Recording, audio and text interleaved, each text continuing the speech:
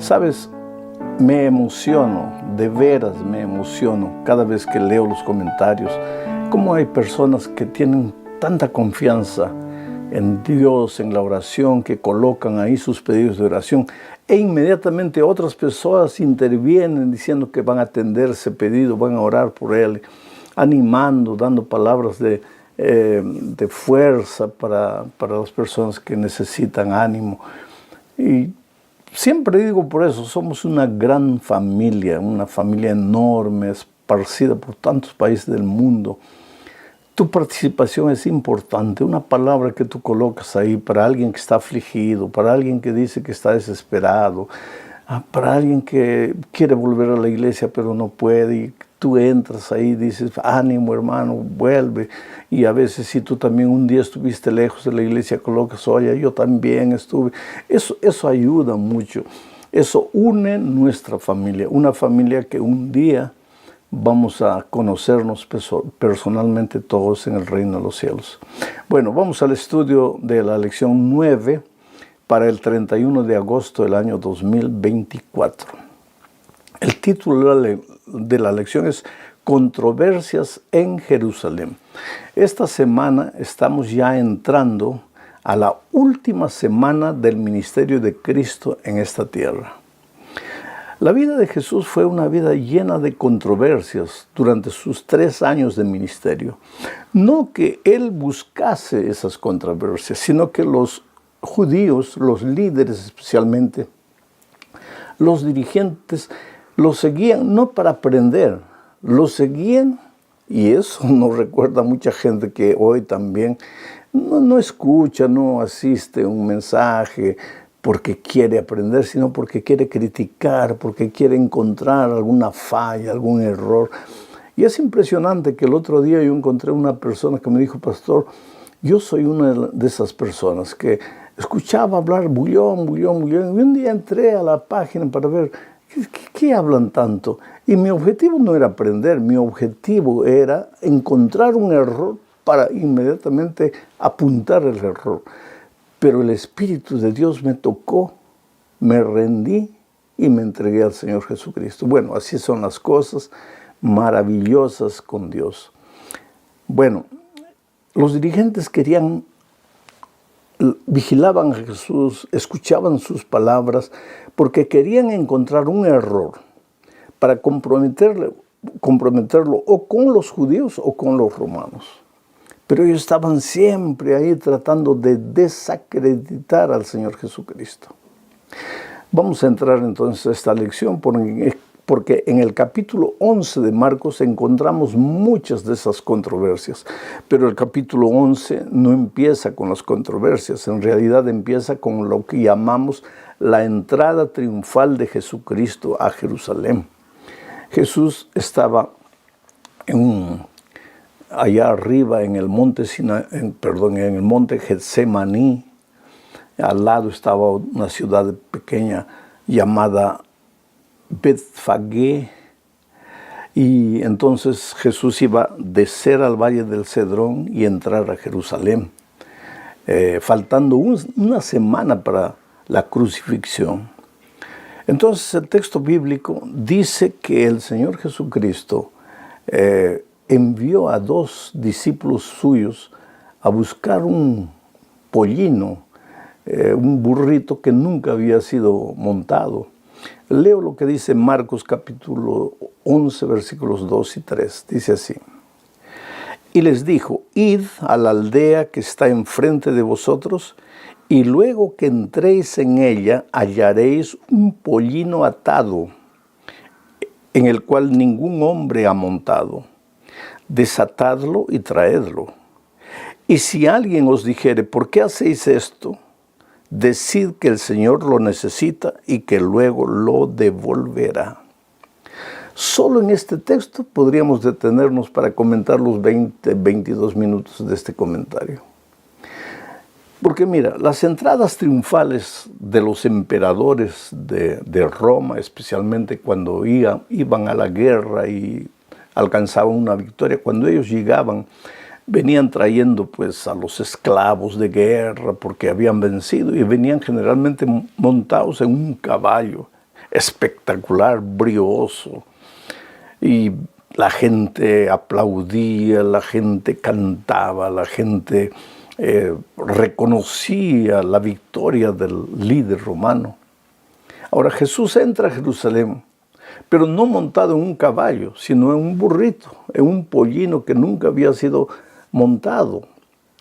Entra de manera humilde, completamente contrario a la manera como los emperadores entraban a sus ciudades cuando venían de la guerra después de la victoria. Jesús entra ni siquiera para ser adorado, alabado, entra para ser crucificado, porque en esa última semana al final Él va a ser muerto. Pero Jesucristo ahora ya explícitamente revela su identidad, su misión. Él acepta la adoración, los aplausos, las palmeras que la gente agitaba, homenajeando al Rey de Israel. Solo que la gente, la mayoría de ellos, creían que ahora había llegado el momento en que Jesús se iba a manifestar como el libertador del poder de Roma. Pero Jesús estaba entrando para libertar al pueblo del poder del pecado con su muerte en la cruz del Calvario. Entonces es interesante que esta entrada del Señor Jesucristo a Jerusalén ya había sido profetizada por el profeta Zacarías. Leo lo que dice el capítulo 9, versículo 9 del profeta Zacarías. Siglos antes ya estaba profetizada la entrada de Jesús a Jerusalén. Leo el texto, dice: alégrate mucho, hija de Sión, da voces de júbilo, hija de Jerusalén. He aquí tu rey vendrá a ti, justo y salvador, humilde y cabalgando sobre un asno, sobre un pollino, hijo de asna. ¿Tú te das cuenta cómo milimétricamente se cumple la profecía de Zacarías con la entrada de Jesús? Jesús entra con humildad, pero ya revela de alguna manera su autoridad. Él no es cualquier ser humano, Él es el Dios hecho carne. Es verdad que vino para morir, pero es el Dios, tiene autoridad. Por eso le dice a los discípulos: vayan y traigan a un pollino. Porque en realidad todos los pollinos del mundo, todo el oro, toda la plata, todos los animales, inclusive todos los seres humanos, le pertenecemos a Él. Él es el creador. Y el Señor le dijo a los discípulos: y si ellos, los dueños, les dijeran: oye, ¿qué están haciendo? ¿Por qué están llevando el pollino? Díganles: el maestro ha pedido, ha ordenado, pero Él lo va a devolver. Y es interesante, cuando esos dueños del pollino dieron el pollino para el Señor Jesucristo, ellos no sabían que el Señor Jesús les iba a devolver. No solo al pollino, el Señor Jesús devuelve mucho más en abundancia. Entonces, cuando tengas que dar algo al Señor Jesús, dalo sin miedo, porque Él te devolverá, y te devolverá doblado, triplicado, cuadruplicado, elevado a la infinita potencia. Vamos a la segunda parte del estudio, analizando el caso de la higuera sin frutos. Al día siguiente de la entrada del Señor Jesucristo a Jerusalén, porque ese día Él entró, llegó hasta el templo, miró el templo, no dijo nada, no hizo nada, simplemente se retiró. Pero al día siguiente se retiró a Betania, a dormir en Betania. Distaba más o menos 5 kilómetros de Jerusalén. Pero cuando estaba regresando a Jerusalén, sucedió algo de Betania, sucedió algo interesante. Leo lo que dice Marcos 11, 12 al 14. Al día siguiente, cuando salieron de Betania, tuvo hambre, y viendo de lejos una higuera que tenía hojas, fue a ver si tal vez hallaba en ella algo. Pero cuando llegó a ella, nada halló, sino hojas, pues no era tiempo de higos. Entonces Jesús dijo a la higuera: nunca jamás coma nadie fruto de ti. Y lo oyeron sus discípulos. Pero hay algo interesante. Al día siguiente volvieron a caminar por ese sendero, porque Jesús maldijo la higuera. Él estaba con hambre. Llegaron, la higuera estaba frondosa, llena de hojas verdes, ramas. Debería estar llena de frutos, porque aparentaba tener frutos. Y cuando Jesús llegó, no tenía nada. Al día siguiente, cuando pasaron por ahí, la higuera estaba seca. Y los discípulos le dijeron, mira, tú maldijiste a la higuera y ahora la higuera está seca. La pregunta es, ¿por qué el Señor Jesús quedó, digamos así, descontento, desconforme con la higuera? ¿Porque no tenía frutos? No, querido, claro. La higuera en esta circunstancia simbolizaba al pueblo de Israel y, en otras palabras extensivas, a todos los cristianos. Pero lo que molestó a Jesús no fue el hecho de que no tenía frutos. Todo cristiano debe llevar frutos. Y Juan 15 dice que si nosotros permanecemos en la vid, llevaremos mucho fruto. El plan de Dios es que tú lleves fruto en abundancia en tu vida.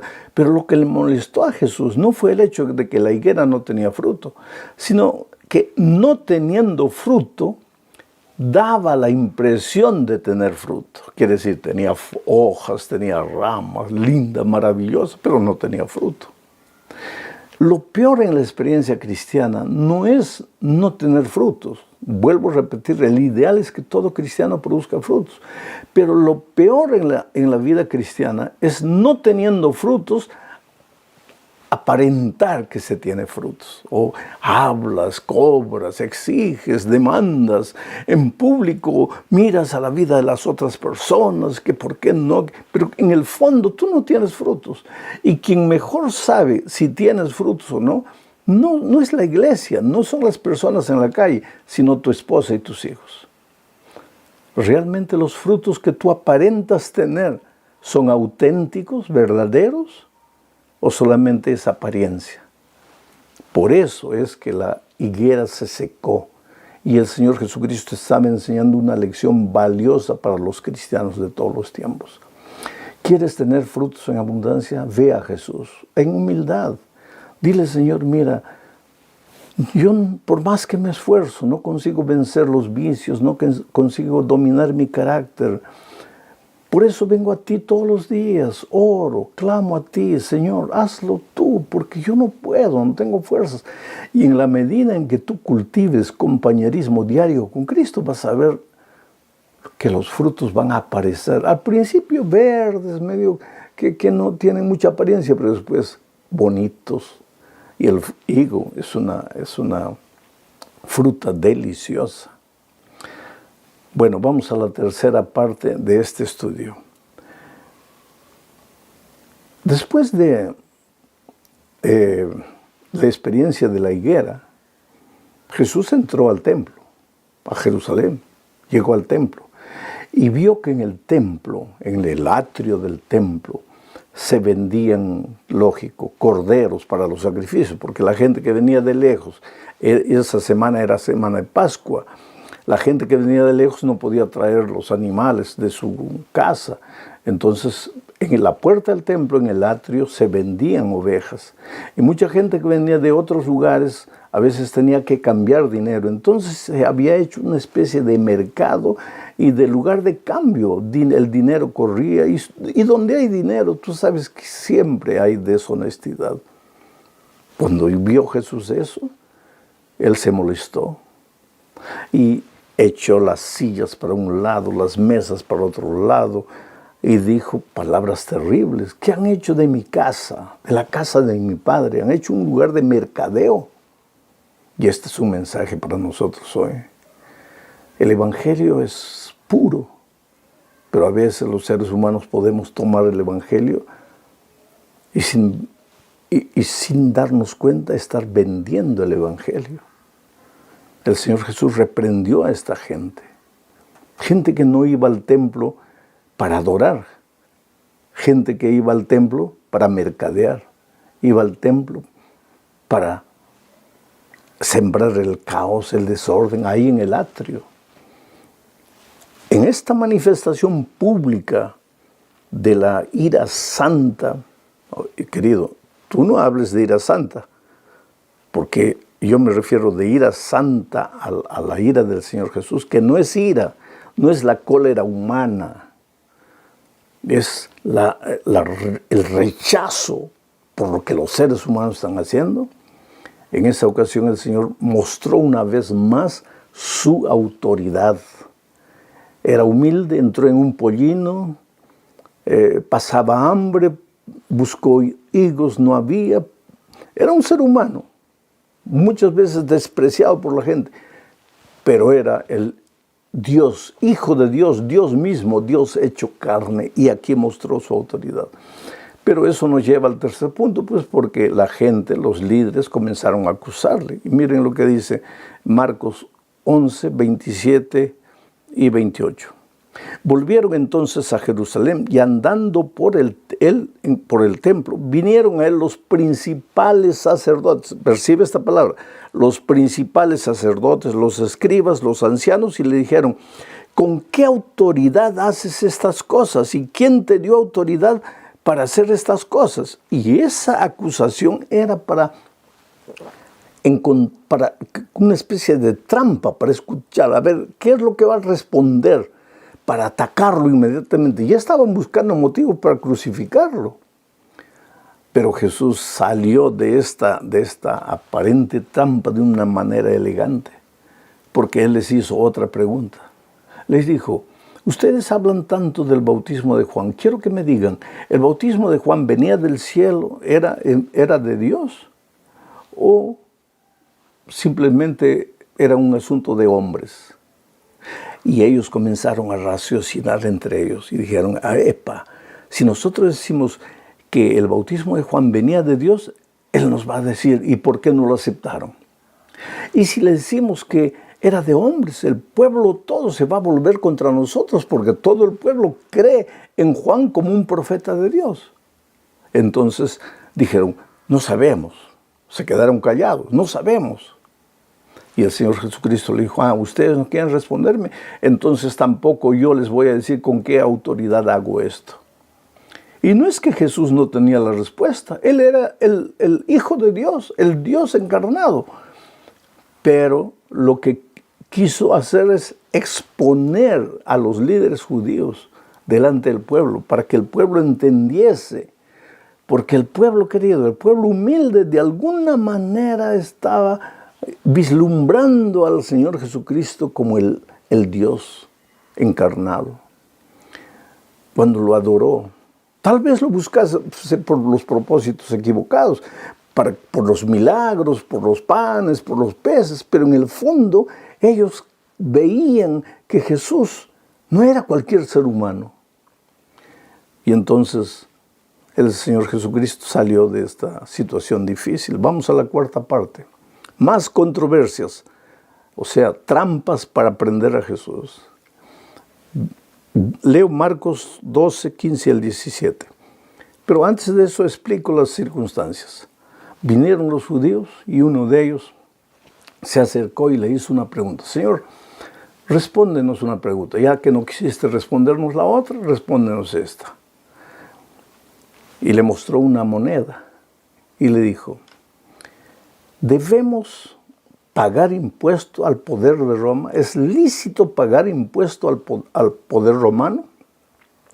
Ahora mira la astucia de estos líderes.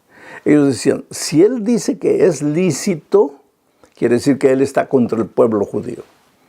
Y si él dice que no es lícito, entonces lo acusamos delante del poder romano diciendo que es un subversivo que está diciendo al pueblo que no pagó impuestos. Quiere decir, cualquier cosa que Jesús dijera, en la opinión de ellos estaría equivocado. Pero Jesús hizo otra cosa. Y aquí leo el texto. Mas él, percibiendo la hipocresía de ellos, porque cuando hacían preguntas no era porque querían aprender, y eran hipócritas, Jesús les dijo: ¿por qué me tentáis? Traedme la moneda para que la vea. Ellos se la trajeron y les dijo: ¿de quién es esta imagen y la inscripción? Ellos le dijeron: de César. Respondiendo Jesús les dijo: dad a César lo que es de César y a Dios lo que es de Dios, y se maravillaron de él. Dad a César lo que es de César y a Dios lo que es de Dios.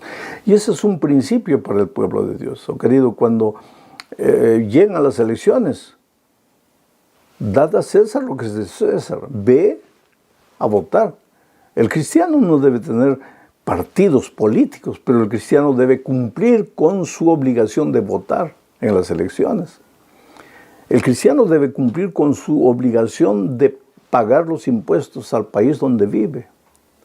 Debe respetar las reglas de tránsito. Debe cumplir todas las reglas que el país tiene. No es porque somos cristianos que tenemos que ser desordenados y que me importa lo que digan los hombres, yo solo obedezco a Dios.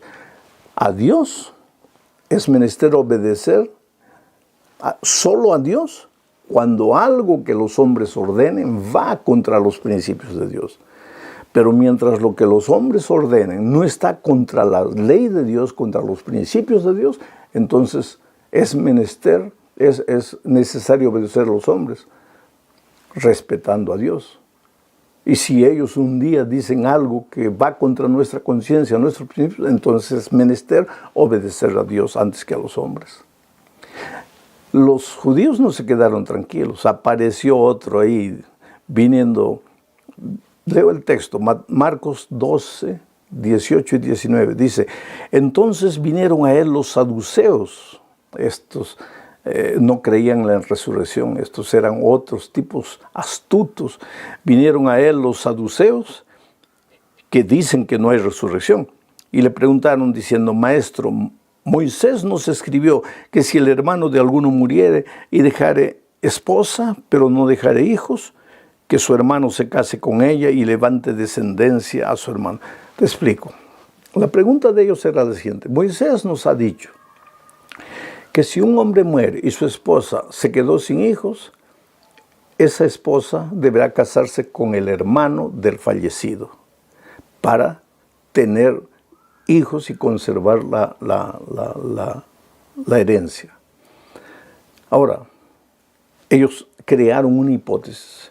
Vamos a decir que un hombre muere, la esposa se casa con el hermano, ese hermano muere, la esposa se casa con el otro hermano, ese hermano también muere, la esposa se casa con el otro hermano.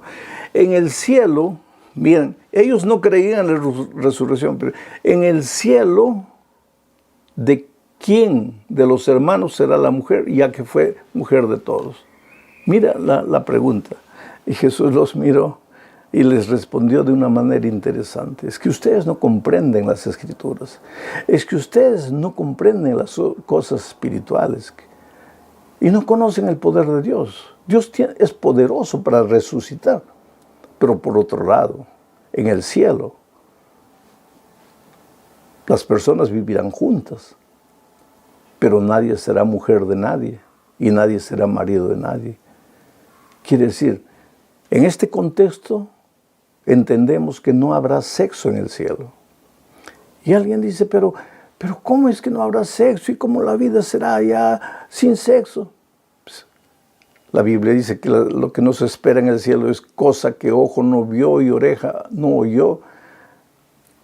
El sexo fue dado con un propósito por Dios, pero ese propósito terminará.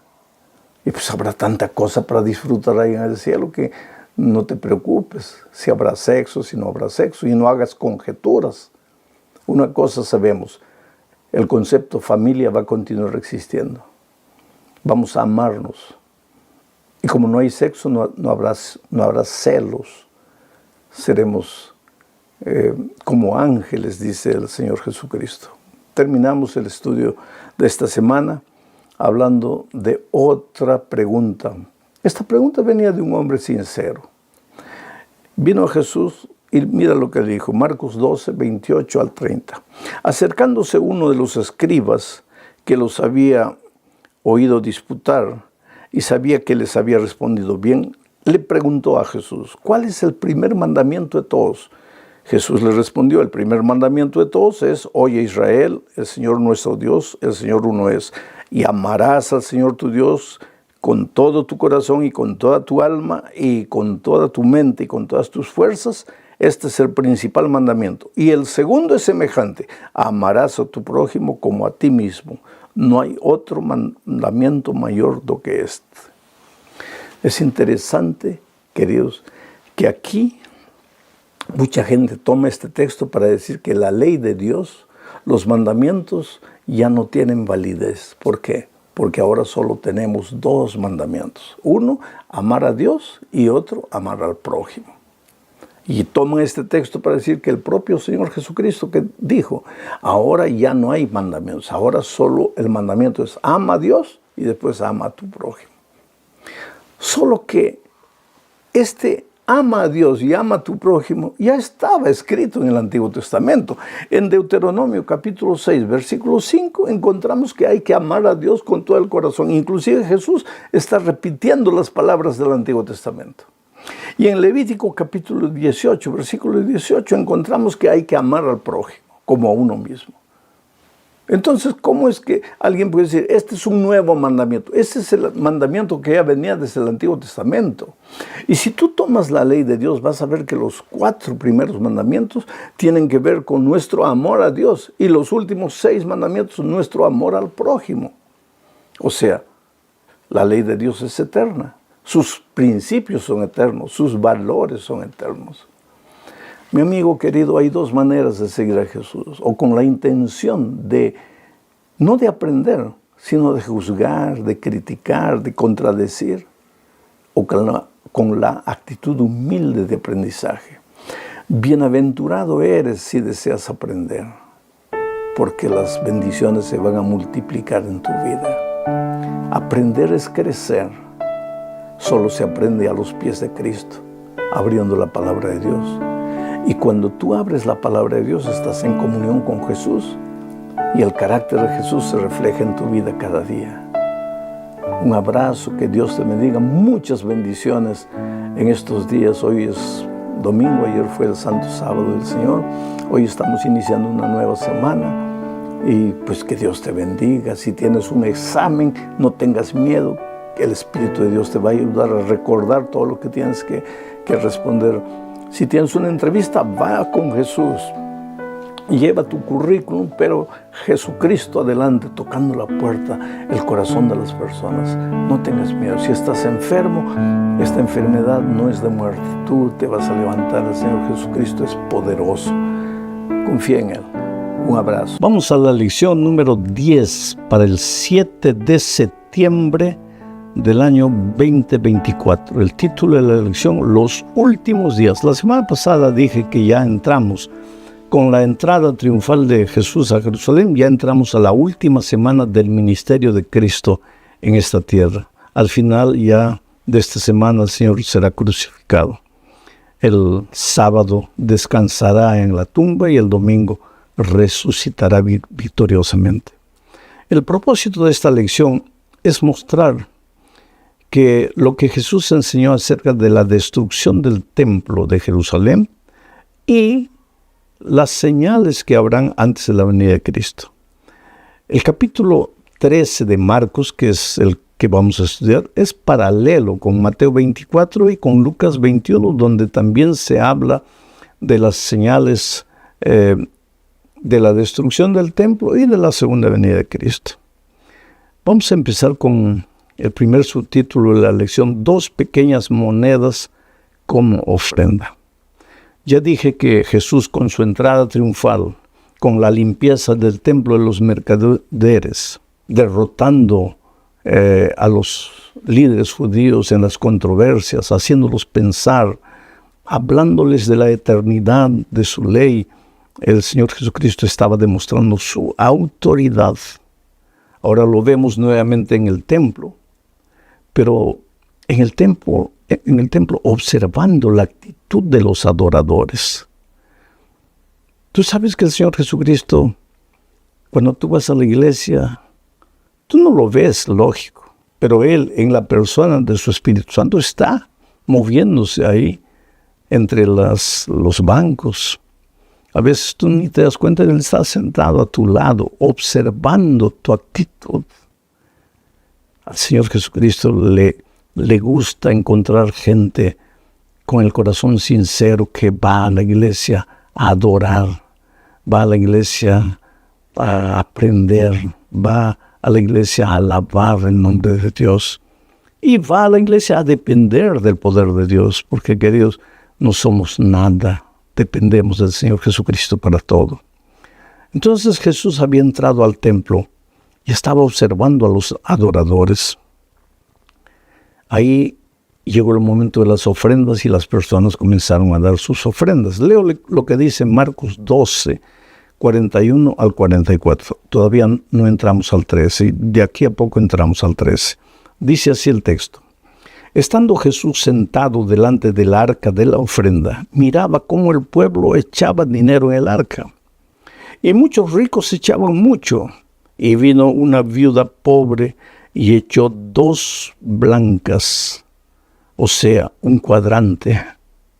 Entonces, llamando a sus discípulos, les dijo, de cierto os digo que esta viuda pobre echó más que todos los que han echado en el arca, porque todos han echado de lo que les sobra, pero esta de su pobreza echó todo lo que tenía, todo su sustento. La lección que aprendemos de estas palabras del Señor Jesucristo es que el valor de una ofrenda no se mide por la cantidad, se mide por la actitud. Ellos dieron de su abundancia, pero lo que sobraba de su abundancia. Ella dio de su pobreza, pero no le quedó nada.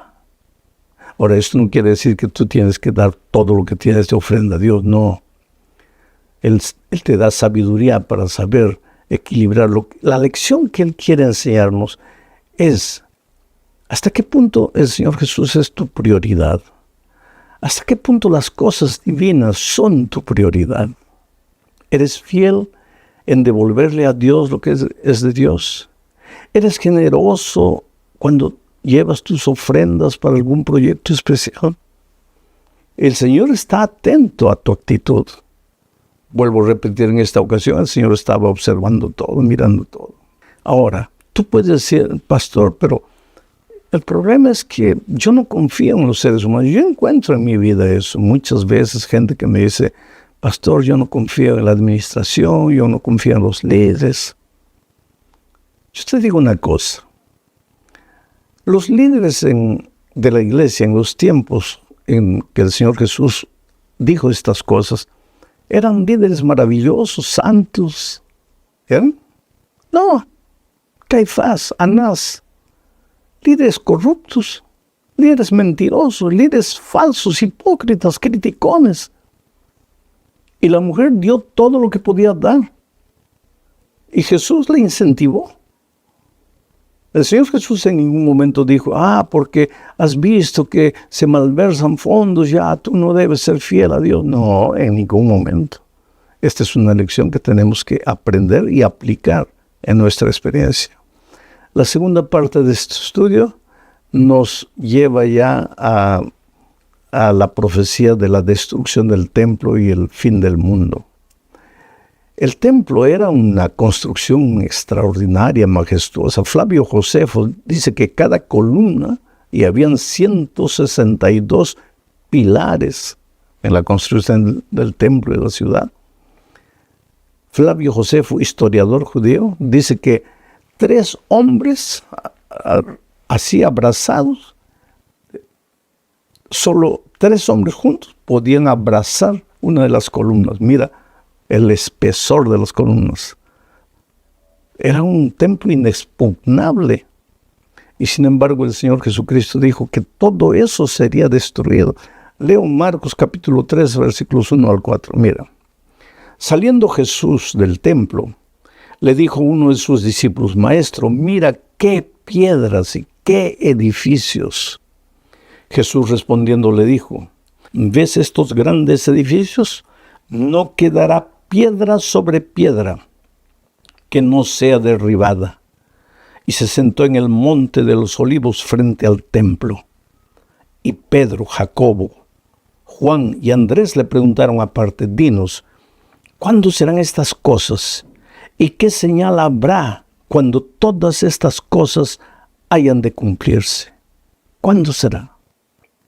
Ahora, ese cuándo será, y como en el capítulo 13, y sucede también en el capítulo 24 de Mateo, se habla de la destrucción del templo y al mismo tiempo se habla del fin del mundo, o sea, de la segunda venida de Cristo. A veces no se sabe cuándo una señal se aplica a la destrucción del templo literal y cuándo se aplica a la segunda venida de Cristo. Y esto crea a veces un poco de confusión. Pero delante de esta pregunta de cuándo será la destrucción del templo, Jesús no se detiene a hablar de detalles periféricos, sino que Él habla de las pruebas que vendrán a los discípulos. Y Él no se concentra en las señales, sino en las dificultades que sus discípulos se enfrentarán.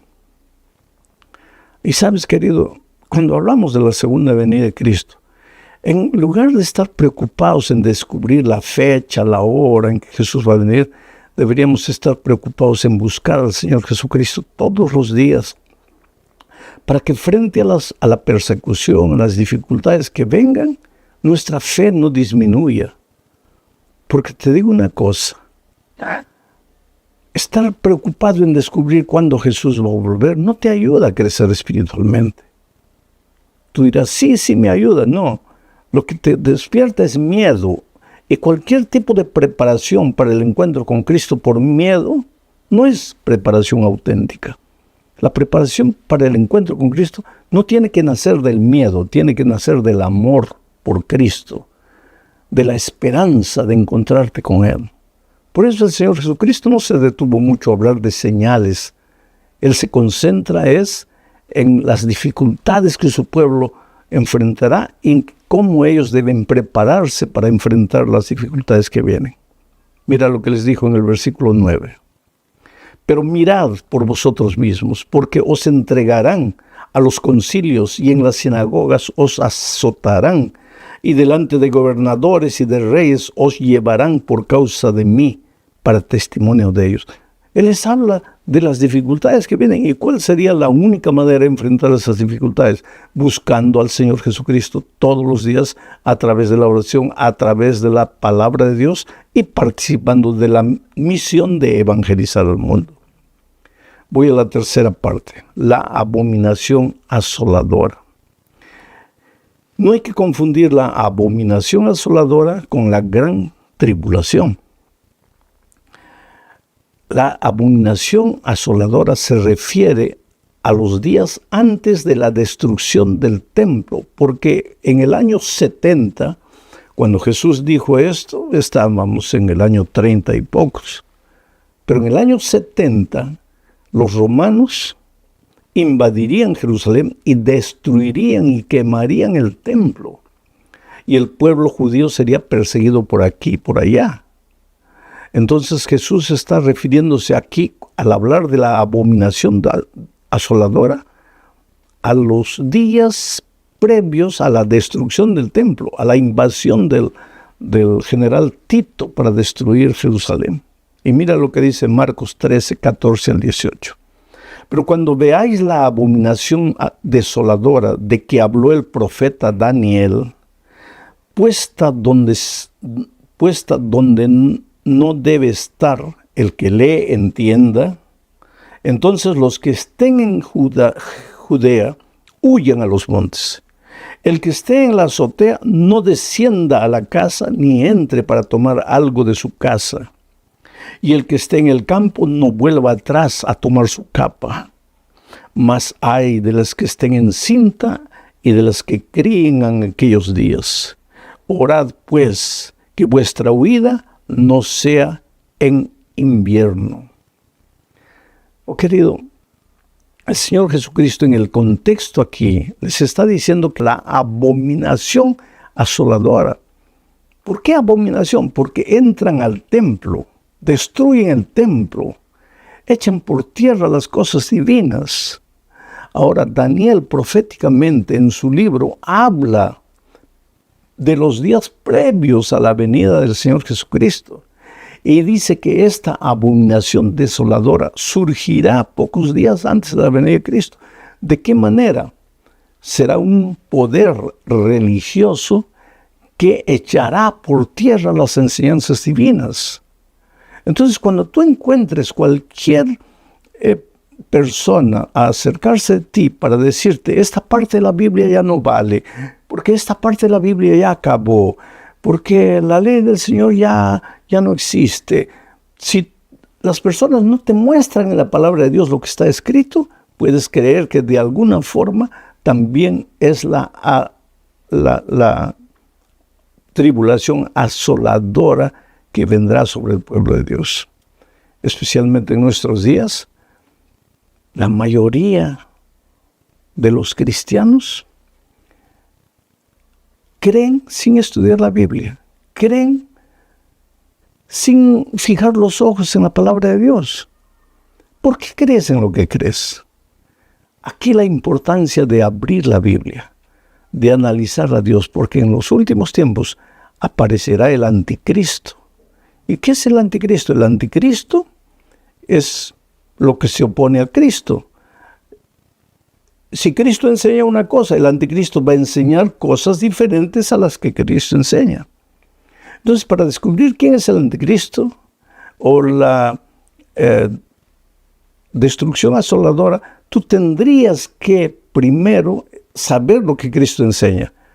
Y entonces cuando ves que alguien enseña lo contrario a lo que la Biblia enseña, ya has descubierto quién es, a quién se refiere el Señor Jesucristo aquí. Vamos a la cuarta parte del estudio, la gran tribulación. Ahora aquí en la gran tribulación se refiere específicamente a los días antes de la venida de Cristo. Marcos 13:14 dice lo siguiente. Porque Marcos 13:19 dice, porque aquellos días serán de tribulación cual nunca ha habido desde el principio de la creación de Dios, que Dios creó hasta este tiempo, ni la habrá. Oh querido, ser fiel a las enseñanzas de Dios no es fácil. Y la profecía de Apocalipsis especialmente nos enseña que en los últimos días el pueblo de Dios será perseguido por causa de su conciencia, será perseguido por su fidelidad a las enseñanzas de la palabra de Dios. ¿Y por quién será perseguido? Por un poder religioso que enseña cosas contrarias a lo que la palabra de Dios enseña. Es por eso que surge aquí la necesidad de volver los ojos a Dios, de volver los ojos a la palabra de Dios, de estudiar y de aprender. Entonces, Marcos 13, 26 al 29, ya nos habla del esplendor de la segunda venida de Cristo. Dice, entonces verán al Hijo del Hombre que vendrá con las nubes, con gran poder y gloria.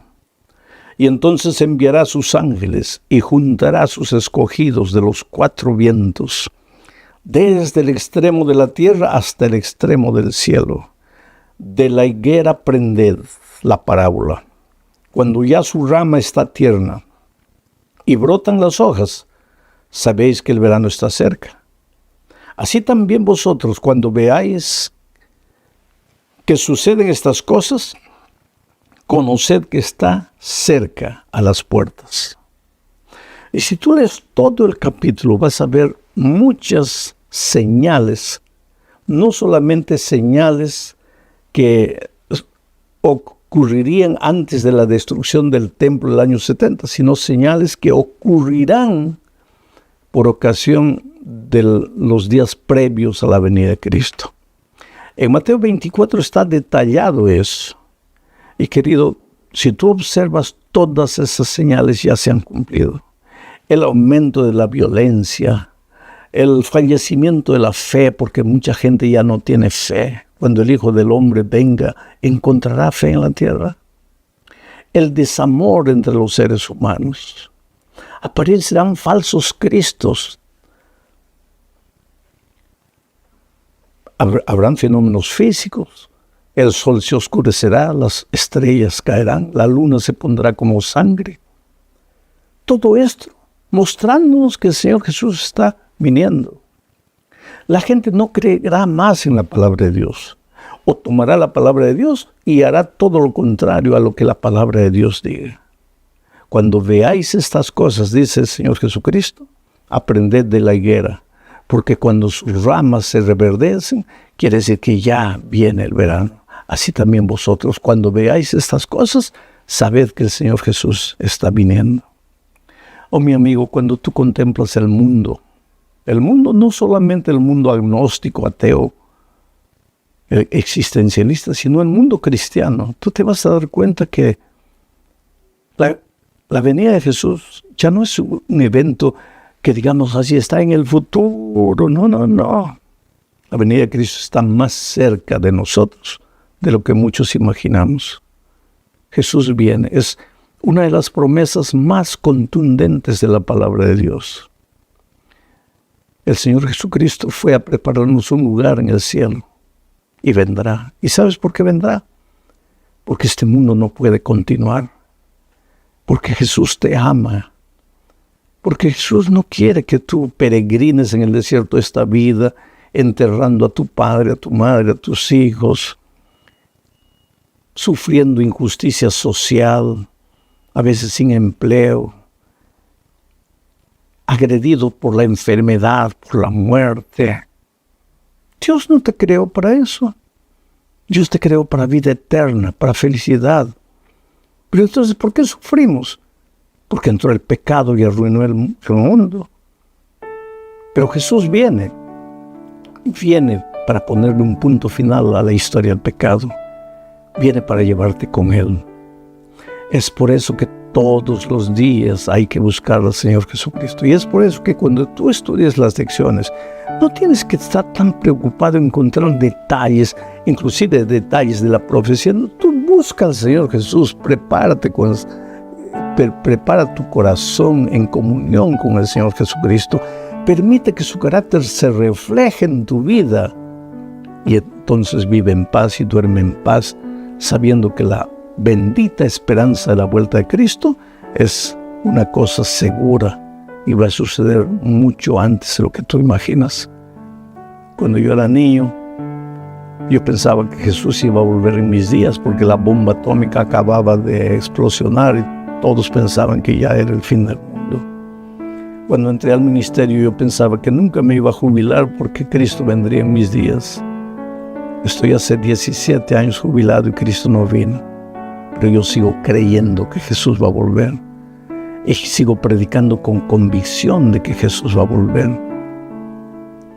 En el capítulo 13 de San Marcos, Jesús habla pues de la destrucción del templo para la gente de aquellos tiempos y de la venida de Cristo para nosotros hoy día.